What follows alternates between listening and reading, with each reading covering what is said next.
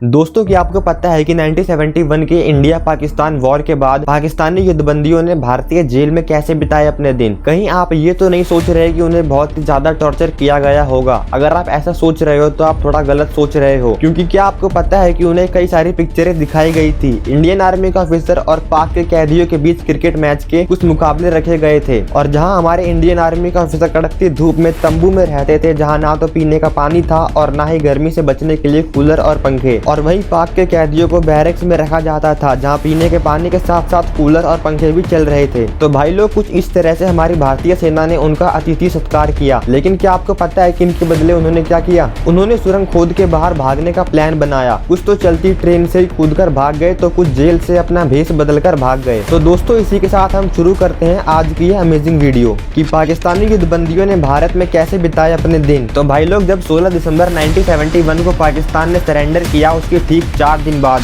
General Niazi, general Rao फरमान अली और brigadier बकर सिद्दीकी के साथ बहुत से लोगों को रिव्यू विमान से कोलकाता ले जाया गया। Pakistani general A K. नियाजी ने अपनी autobiography the betrayal of east Pakistan में बताया था कि उन्हें एक साफ सुथरी 3 मंजिला बिल्डिंग में रखा गया था, जो बिल्कुल नई बनी थी, और उसमें बहुत सारे कमरे थे जहाँ वो अपना अधिकतर समय रेडियो सुनने, किताब पढ़ने और एक्सरसाइज करने में बिताते थे। लेकिन कुछ दिनों के बाद वीआईपी कैदियों को कोलकाता से जबलपुर के जेल में शिफ्ट कर दिया गया, जहां हर कैदी को एक बेडरूम और बाथरूम दिया गया। और उनकी ऑटोबायोग्राफी में ये भी लिखा था कि रोज उन्हें एक ही तरह का खाना मिलता था, जो थे उबले हुए चावल, रोटी, सब्जी और दाल। इंडियन आर्मी ने पूरे कैंप को कटीले तारों से घेर रखा था ताकि कोई भागने की कोशिश ना करे। और क्या आपको पता है कि उन पाकिस्तानी कैदियों को हर महीने 140 रुपए की सैलरी मिलती थी, जिनसे वो अपनी जरूरत की चीजों को खरीदा करते थे। अब कुछ सामान खरीदने के लिए कोई कैदी तो बाहर जा नहीं सकता, इसलिए वहाँ एक भारतीय हवलदार की ड्यूटी लगाई गई थी, जो बाजार से उनकी जरूरत की चीजें खरीदकर उन्हें सौंपा करता था।